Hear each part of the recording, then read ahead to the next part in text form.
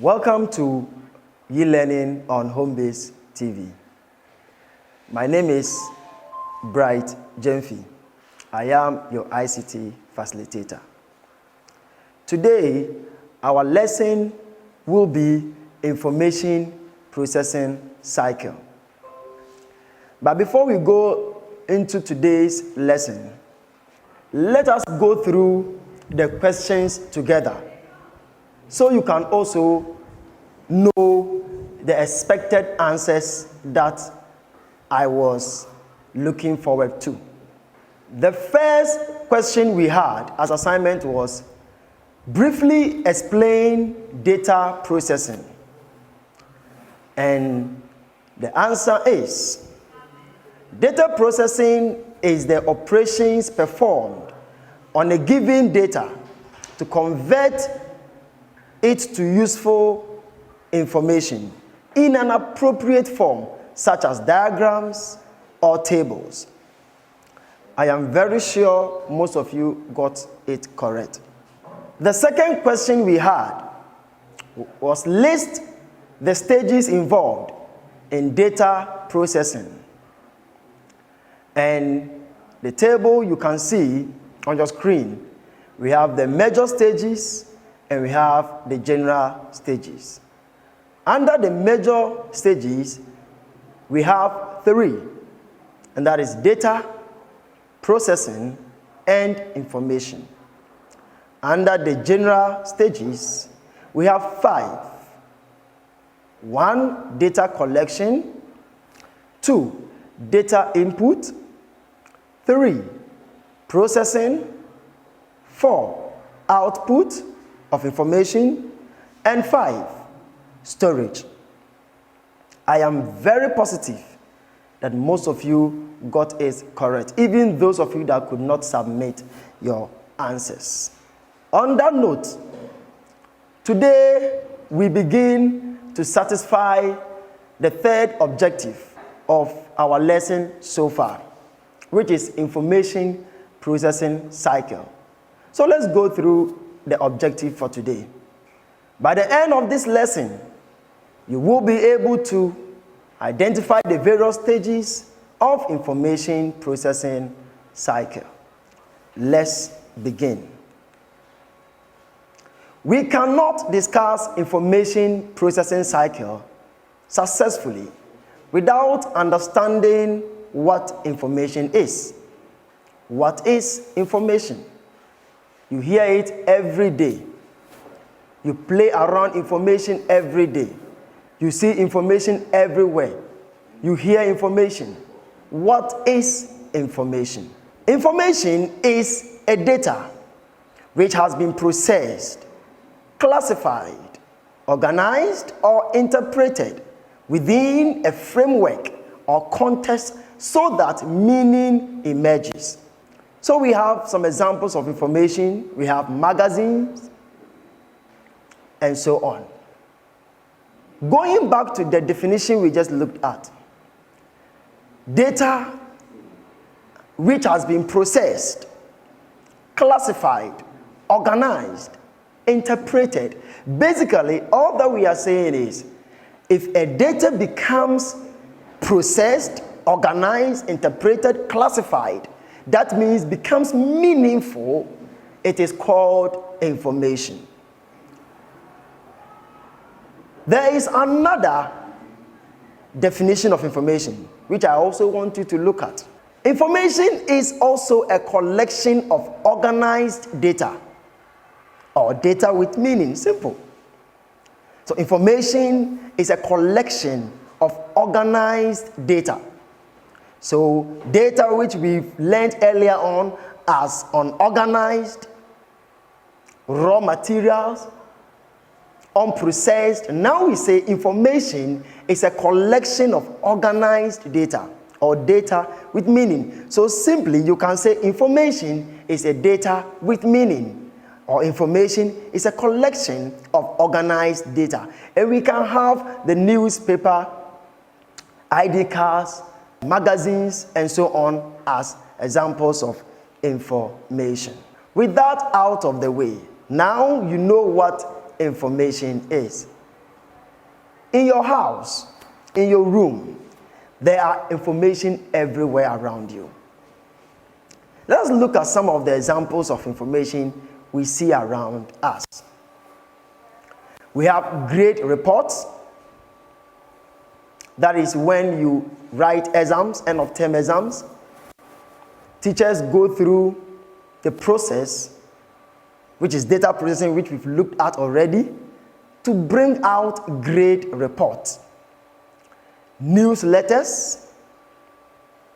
We have newspapers, receipts, pictures, invoices, and so on and so forth. All these are all examples of information. Now that we know some examples of information, what do we use these information we have around us for? What are the uses of information? Brainstorm.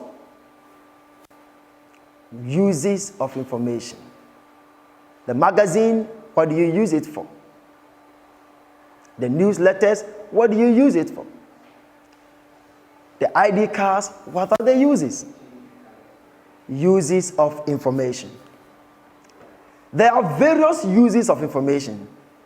Let's go through them one after the other. 1. Information is used for planning. Individuals, businesses, and organizations use information to plan things properly. Every business establishment, individuals, companies make use of organized data to help them to plan how the business can become successful. Executives, CEOs, they all use information to plan which product in the company is selling. What are the competitors around? The individuals to employ in the company. All these are information that are gathered for proper planning of businesses and even individuals. I am sure you are okay with that. Second use of information. Information can be used to monitor and control the progress of a business.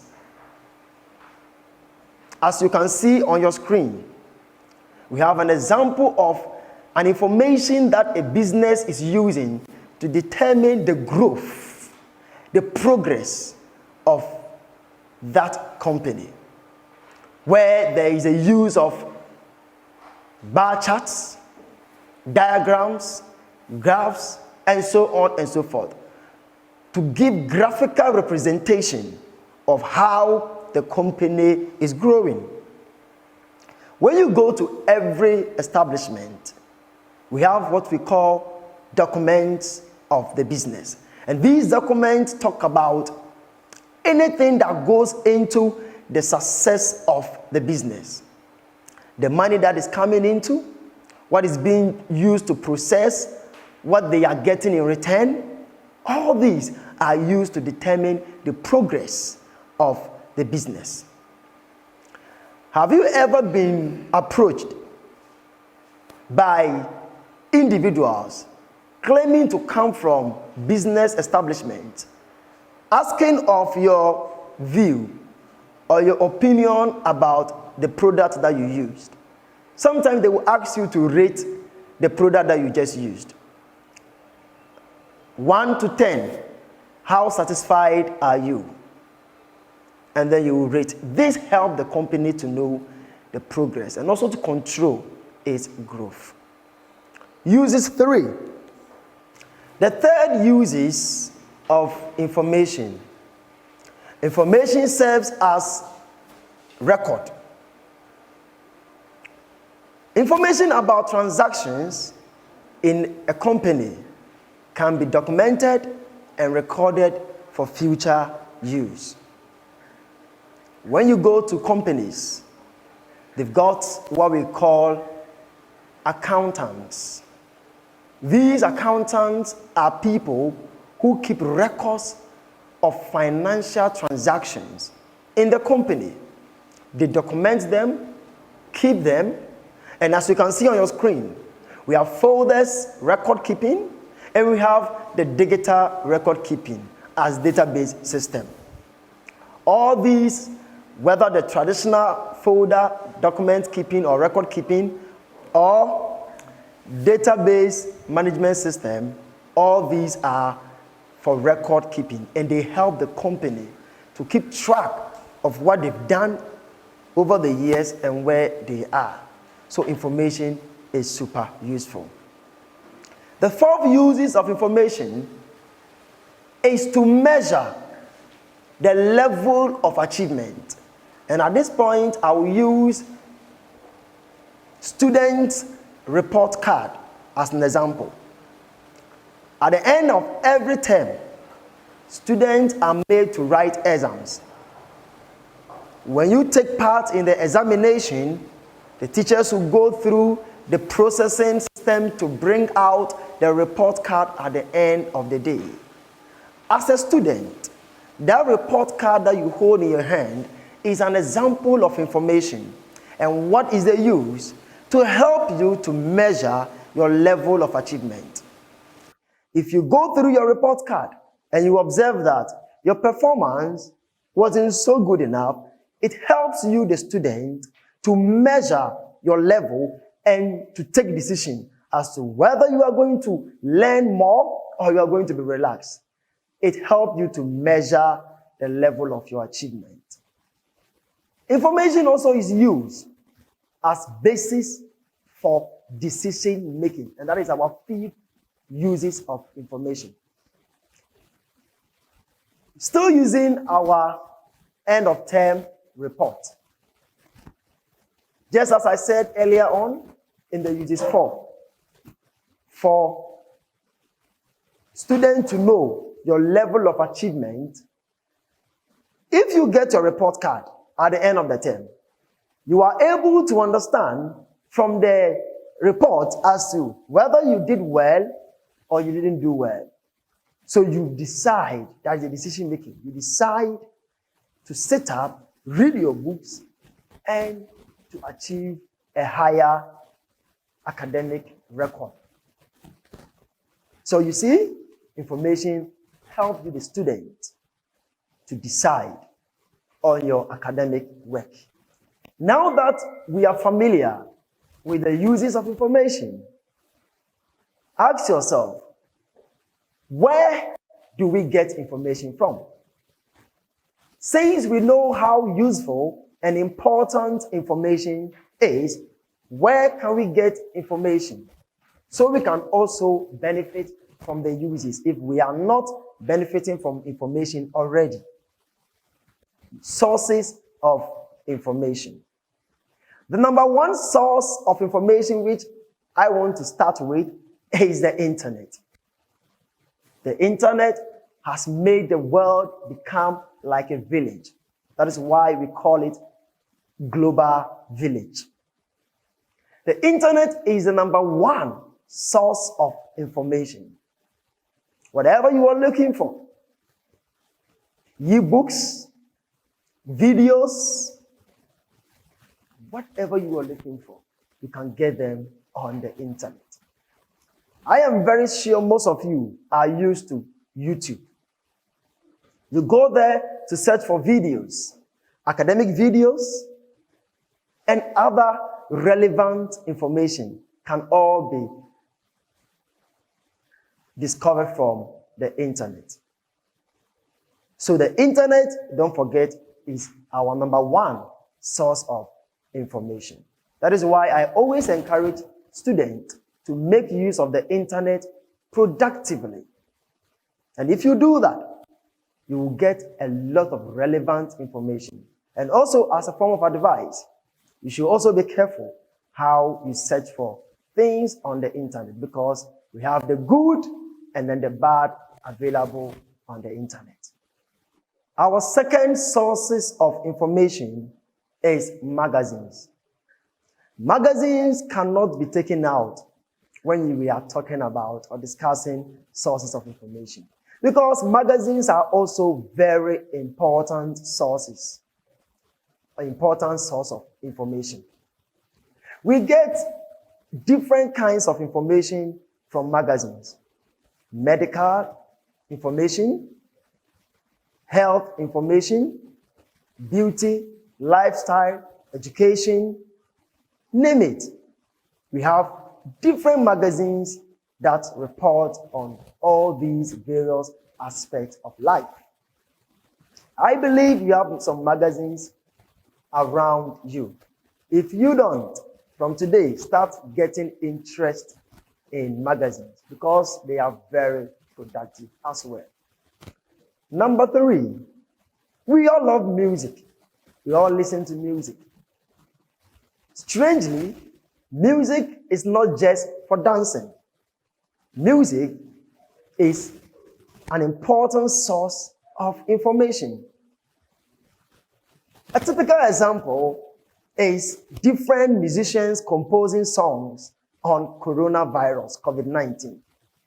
When you listen to these songs, they carry a particular message, which is wash your hands regularly, practice personal hygiene, exercise, cover your nose with face masks, and so on and so forth. All these are music, but they carry information. So now you know, music is not just for dancing and getting excited. They carry information as well. Movies. We all watch movies. We love movies. When it's time for the movie, we are excited. With our popcorns, we enjoy watching movies.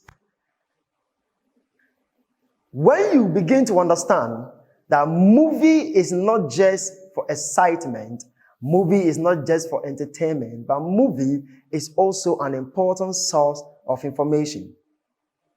For example, students today are encouraged to watch movies that are connected to the books they use in literature. There are various movies that have been created by actors and actresses that talks about, that brings out information about the stories in the literature books that you read as students. There are different books that have been acted out as movies. And so from now, understand that movies are not just for entertainment, excitement, but also for information as well.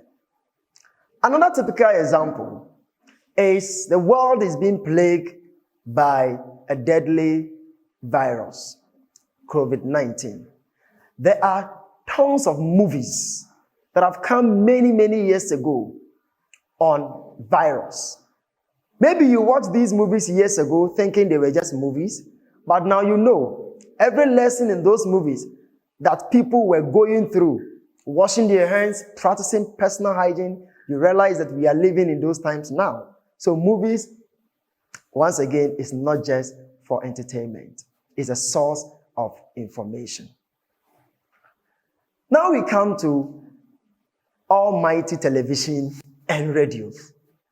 Every home has got radio or television. If there is no television, there is radio. Why? To receive information. We can see right now the example we have on our screen. Even you sitting in the house watching this lesson and following this lesson is a source of information, because you are watching e-learning on home-based TV, live on home-based TV. And understand that without home-based TV, you won't have access to this lesson. So understand, television and radio is an important source of information. We have e-learning as well, which we are all enjoying right now. So it's all sources of information. One of the most important source of information as well is books. We have books that talks about different aspects of lives. Books that talks about fictions, books that talks about lifestyle, beauty, health, education. Books are super important sources of information. When you started school, when you started schooling, you were given books, textbooks, and so on and so forth. For what? To get information. So now you know that books are also super important source of information. Now that we are all familiar with information, uses of information, and sources of information, I want you to try your hands on these questions right now. Let's get started. Question 1. What is information? Question 2. Mention 3 uses of information. Question 3. Mention 3 sources of information. Start work. Yes.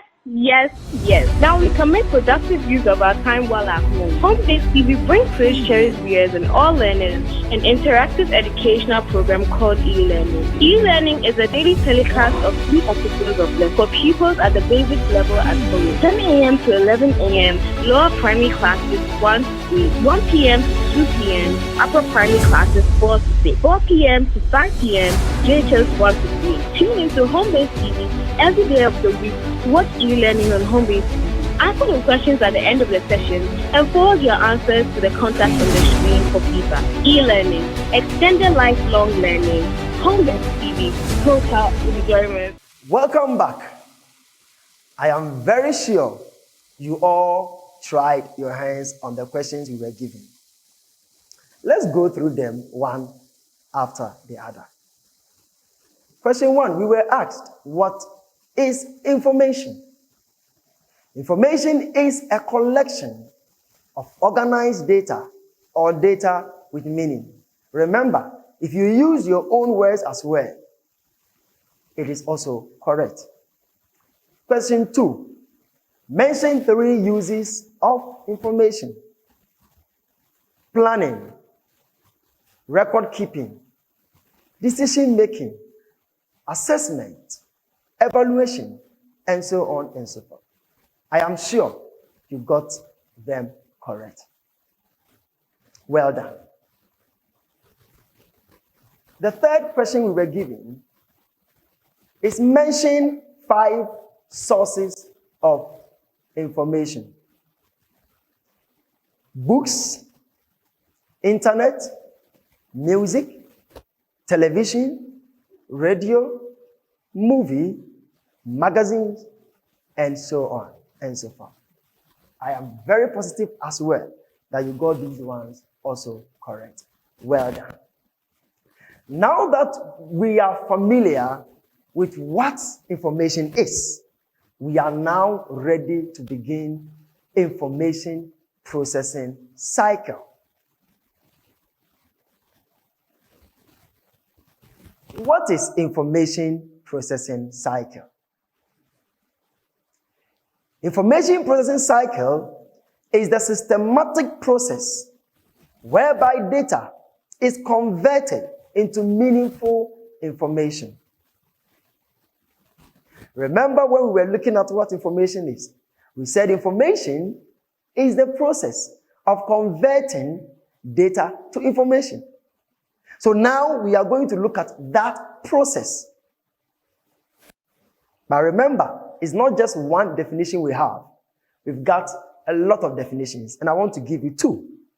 So the second definition of information processing cycle is the order of events that goes into processing information.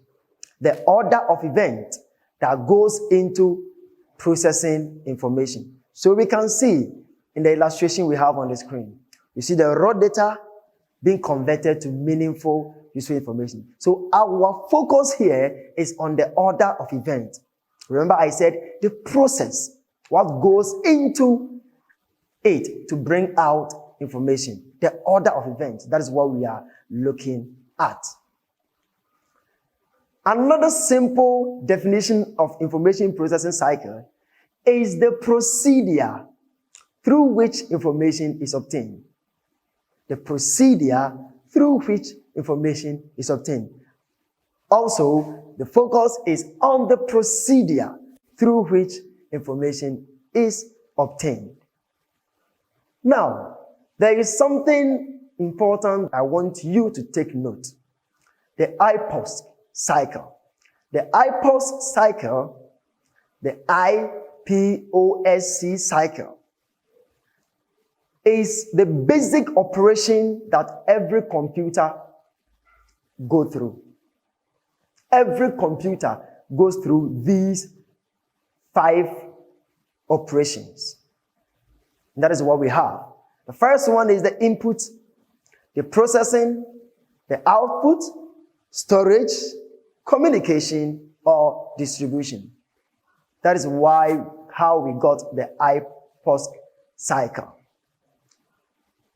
And with the IPOSC cycle in place, we are ready to go through the 5 stages of information processing cycle. The first stage we have is input. The second stage is processing. The third stage is output, storage, and distribution. IPOSD.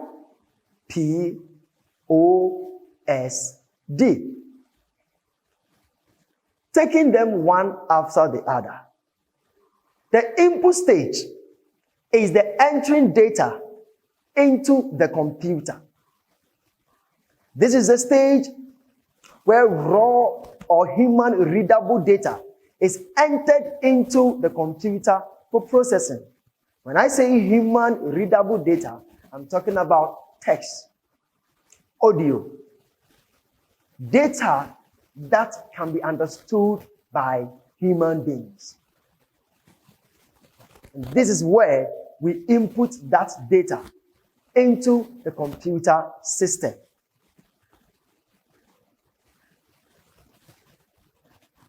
There are various devices that we use at this stage.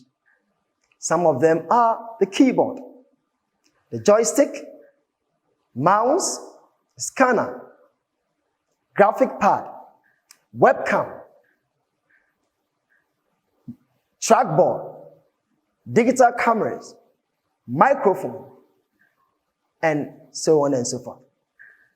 There are various devices, and I believe you can find out more. Now we come to the second stage, which is the processing stage. Also very important stage. And this is the stage where operations are performed on the data in a binary format. When I say binary format, I'm talking about the zeros and the ones. The computer readable language. Remember, we mentioned this earlier on in our lesson. And the device that does the processing is basically the CPU. I believe you know what the CPU stands for. Central Processing Unit. As we can see, we have different kinds of CPU. We have the Core i9 X series, we have the Intel, and so on and so forth. This is the stage that the processing takes place. Now we come to the output stage. This is representing or presenting the result or outcome of the data processed by the computer system. So this stage, you are showing, bringing it out. That is why we say outcome. Bringing what you input to be processed, bringing it out. So we call the output stage. And there are various devices that are used at this stage. And some of them are the monitor, printer, speakers, headsets, projectors, plotters, and many more. The fourth stage, which is also very important, is the storage stage. I will say something brief before I talk about the storage stage. In some books, there is always difference in the placement of output and storage. There are other books that places storage at stage 3 and stage 4. There is always that differences going on. The reasons are, before the computer brings out the output, we have the temporal storage. That is why some decide to merge the output and the storage. But here, I've separated them for you. That is why we have the storage stage as the fourth stage. And this is where information is saved for future use or retrieval. So after your information is out, you store for future usage. And we have different storage devices. We have hard disk. We have secure digital card. That's what we call the SD card. We have the pen drive, floppy diskettes, compact discs, Blu-ray DVD, PC card, zip disks, and so on and so forth. There are various of them. Now we come to the final stage of the information processing cycle, and that is the communication stage or the distribution stage. The communication function of the computer makes it possible for data to be shared between two or more points or locations. When I say the communication function, I'm talking about the aspect of the computer that gives the computer device the access to bring out what has been processed. And we will discuss few of the avenues that we are able to distribute or communicate what has been processed. We have the fax machines. We have the photocopiers, the printers, projectors, scanners, and also we have the internet. I am very sure at this stage, you are very comfortable when you hear information processing cycle. And I believe you understand whatever we've discussed so far. Well done for paying attention. Now, I have what I call practical example, which is the newspaper production. We are going to go through the process or the stages that newspaper goes through in order to become newspaper. We see newspaper vendors in town. Before we see the newspaper vendors in town, what process went on? And we are going to use these stages and align them with the 5 information processing stages that we've discussed right now. So before the newspaper becomes newspaper, the journalist goes to the scene where the event has taken place. They go there with their recorders. They record. If they see a witness around, they interview the witness. For example, if there is an occasion of celebration of an event, let's say an event of a school graduation or school's award day, you will see the media around recording interviews, and that is the first stage. And if we should align it with our 5 stages, we are in where? The data stage. When they finish these recordings, still in the data stage, there are video cameras, the photographers, they take pictures and videos. Still on the data stage, as you can see on your screen. They take these pictures and videos, And then they move to the second stage, which is the data input stage. That is where the graphic designers uses the pictures taken, the videos taken, and everything they gathered. They input it into the computer system and begin to work on them. They sort out the pictures that matches the audio, the videos that matches the audio, and they collectively prepare them together. And they move on to the stage 3. That is where the press operator prints the final version of the article. At this stage, they are at the stage where we call the output stage.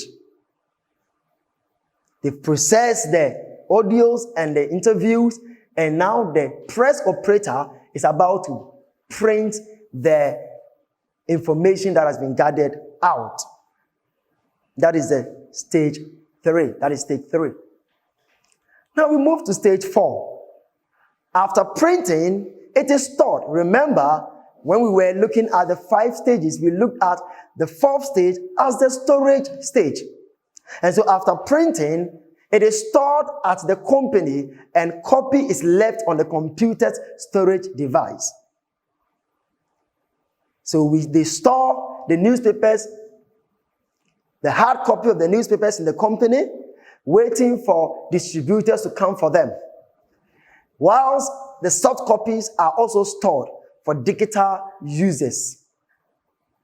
Now they get to the final stage, which in our 5 stages of the information processing cycle, it is the distribution or communication stage. So at this stage, hard copies are sent to the shops for sale. And the soft copies are also uploaded to the websites for online users to have access to. Students, I am very positive that you followed throughout the stages. I would like to give you some few questions for you to try your hands on whilst at home. Question 1. Explain what information is to your sibling. Question 2. Mention 3 information sources you have in your home. Question 3. What is information processing cycle? And the last question, but not the least, mention the stages of the information processing cycle.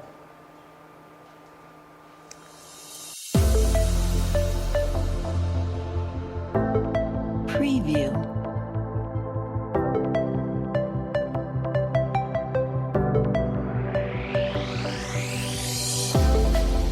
Preview.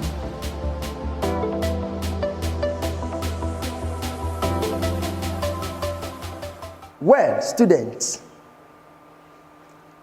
I want to encourage you that you do your best to answer these questions and you send them through our social media handles and the numbers you see on your screen. Till we meet again, it has been Uncle Bright, your ICT facilitator on e-learning on Homebase TV. See you next time. Bye-bye.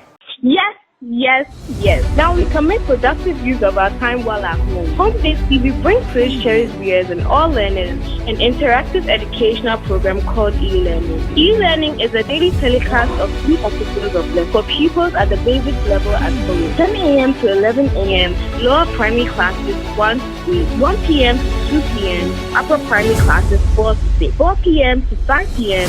JHS 1 to 3. Tune into Homebase TV every day of the week to watch e-learning on Homebase TV.